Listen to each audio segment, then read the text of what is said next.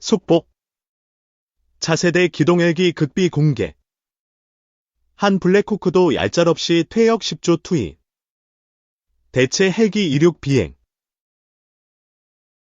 군이 블랙호크라는 이름으로 잘 알려진 헬기 전력의 중추 UH-60을 대체하기 위한 신형 헬기 모색에 본격적으로 착수했다.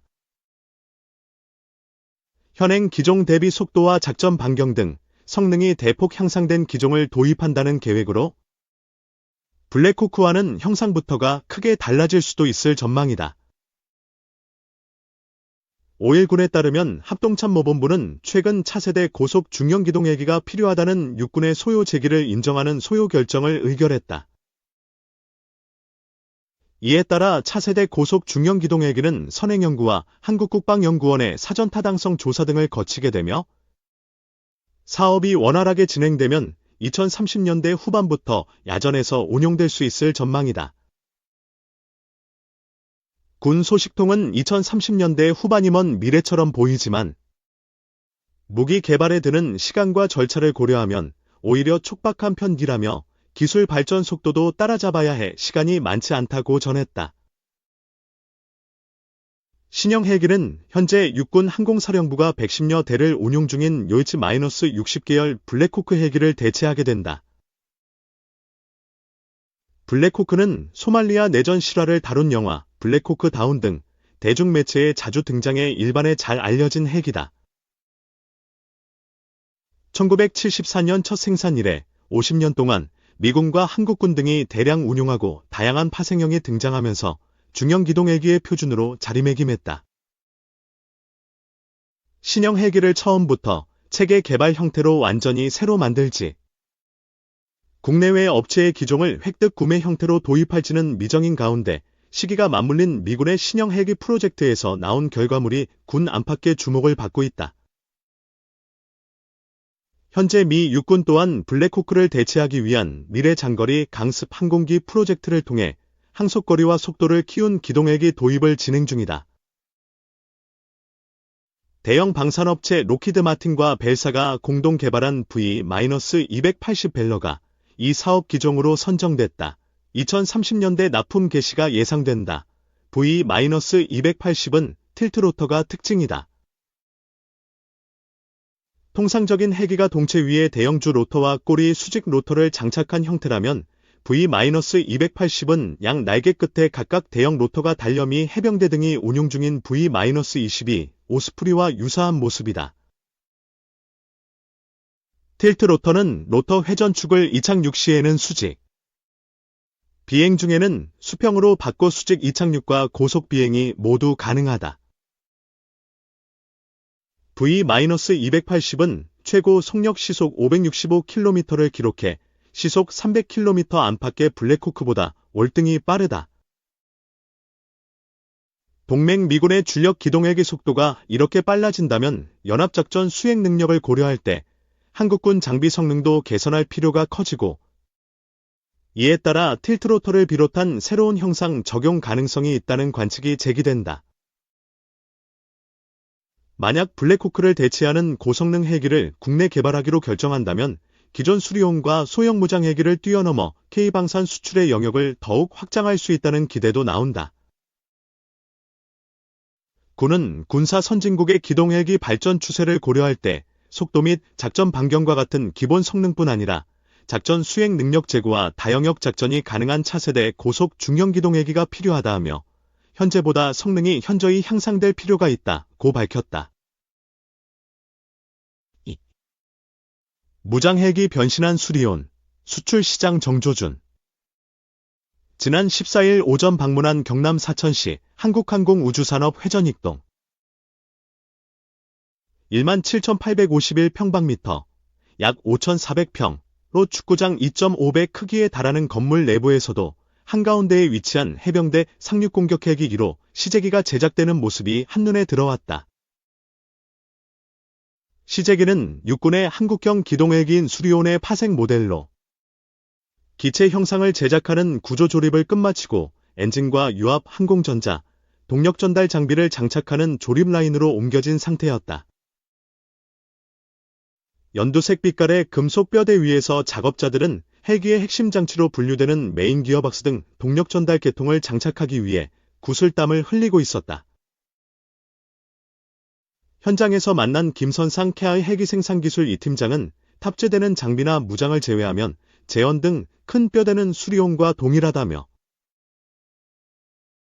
2012년부터 수리온을 생산해오면서 공정이 지속 개선되고 작업자들의 기술적 성숙도가 높아진 것이 제작 현장에 반영되고 있다고 강조했다.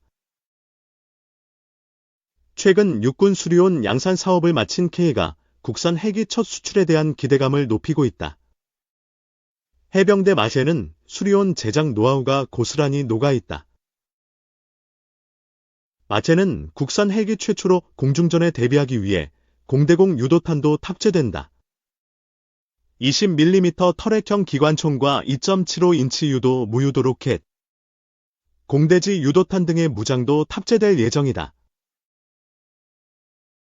상륙 공격 헬기 개발에는 한국 육군이 노후화한 미국산 헬기 UH-1와 경헬기 500M들을 교체하기 위해 2010년부터 시작해 올해 6월 종료된 육군의 수리온 양산 사업이 큰 영향을 미쳤다.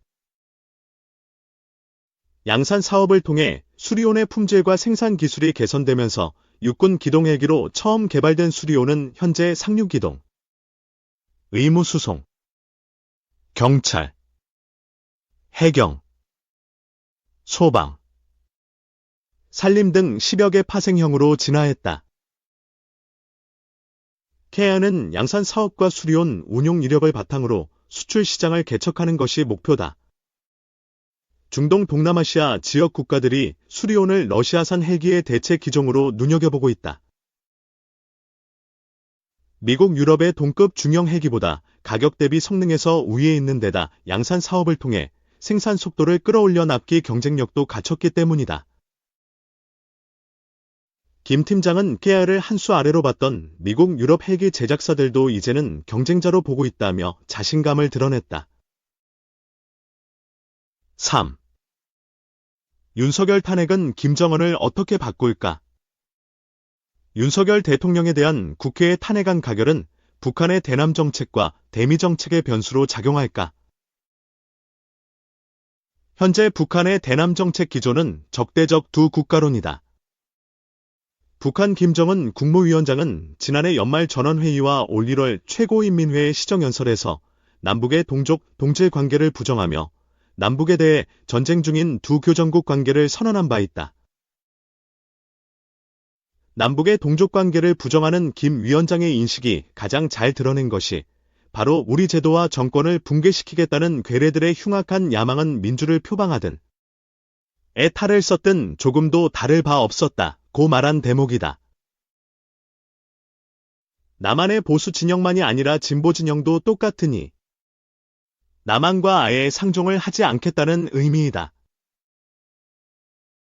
그런데 윤석열 대통령은 이번에 북한의 도발과 위협을 비상계엄의 이유로 대면서 계엄을 선포했다가 결국 탄핵안이 가결되는 상황에 이르렀다. 올 한 해를 결산하고 내년도 정책을 결정하는 당 중앙위원회 전원회의를 앞둔 상황에서 북한도 12.3내란과 탄핵이라는 갑작스런 변수에 고민을 할 것으로 보인다. 민주를 표방하는 진보도 보수 진영과 다를 바 없다는 인식은 과거 문재인 정부 5년을 거치면서 북한이 도달한 결론이다. 그러나 북한도 평양 무인기 침투설과 국지전 유도설, 12.3 내란 사태의 진행 과정 등을 지켜보면서 대남 정책을 전반적으로 평가하는 기회는 가질 것으로 보인다. 북한은 평양 무인기 사건 등 윤석열 정부의 대북 정책을 강하게 비난하겠지만 탄핵안 가결로 내년에 여당이든 야당이든 새 정부가 출범하면 적어도 이번 윤석열 정부와는 다르게 볼 여지는 생긴 것으로 보인다. 그렇다고 북한의 적대적 두 국가 기조의 변화가 생길 것으로는 보이지 않는다. 북한은 이미 헌법 개정을 통해 한국을 가장 철저한 적대 국가로 규정한 바 있고 남북의 모든 연결도로를 차단하고 방벽을 쌓고 있다. 북한은 특히 남한에서 내년에 새 정부가 출범하기 전까지의 비상시국을 외교적으로 적극 활용할 가능성이 높은 것으로 보인다. 현재 한반도 주변에서 가장 중요한 현안은 우크라이나 전쟁과 북러 밀착이다. 대통령 권한대행이 통치를 해도 한국은 상당 기간 정상적인 외교력을 발휘하기가 어렵다. 미국의 새 정부가 출범하면 통상적으로 3개월 내에 한미정상회담을 개최했으나 이번에는 기대난망이다. 우크라이나 무기 지원도 외교적인 압박카드로서의 의미를 잃었다. 이런 비상시국에서 우크라이나에 대한 무기 지원이 현실화될 가능성이 사라졌기 때문이다. 현실주의자인 트럼프 대통령은 이런 상황을 감안해 수준에 맞게 한국을 대접할 것으로 예상된다. 트럼프 대통령 당선인은 지난 12일 시사주간지 타임과의 인터뷰에서 나는 김정은을 잘 안다. 김정은과 매우 잘 지냈다고 하면서도 우크라이나 종전과 관련해 북한이 개입하면 그건 매우 복잡하게 만드는 또 다른 요인이라고 밝힌 바 있다.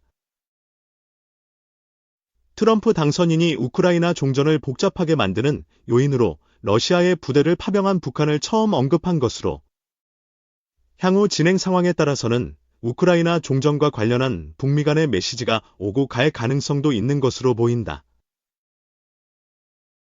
정부의 대미 외교력이 잘해야 현상유지 수준에 머무는 공백 상황에서 북한과 미국의 우회적 접촉 가능성도 완전히 배제하기 어려울 것으로 보인다. 북한은 12.3내란 사태에 대해 침묵하다 8일 만인 지난 12일 첫 보도를 내놨다. 한국의 언론과 외신 반응을 인용하며 박근혜 전 대통령에 대한 탄핵 때보다 상대적으로 사실 중심의 보도 태도를 보이고 있다. 국회가 이날 윤 대통령에 대한 탄핵안을 가결시킨 소식에 대해서도 이런 보도 태도를 유지할 것으로 보인다. 관심은 북한이 12.3내란과 탄핵안 가결에 대해 대내외 매체의 사실 보도만이 아니라 공식적인 입장을 내는가이다. 북한은 이달 하순 당 중앙위 전원회의를 여는데 이어 트럼프 대통령의 취임 이틀 뒤인 다음 달 1월 22일에는 최고인민회의를 소집한다. 김 위원장은 1년 전처럼 두 기회에 모두 연설을 할 것으로 예상되는데 대남 대미 메시지가 나올지 여부에도 관심이 모아지고 있다. 김 위원장은 트럼프 대통령의 취임 연설 등을 본 뒤 대남 비난 또는 대남 언급 없이 대미 메시지만을 말할 수도 있다. 앞서 김 위원장은 지난달 21일 무기전시회 국방발전-2024분 개막식 연설에서 우리는 이미 미국과 함께 협상주로에 갈 수 있는 곳까지 다 가보았으며 결과에 확신한 것은 초대국의 공존의지가 아니라 철저한 힘의 입장과 언제 가도 변할 수 없는 침략적이며 적대적인 대조선 정책이라며 트럼프 당선 이후 첫 메시지를 낸 바 있다.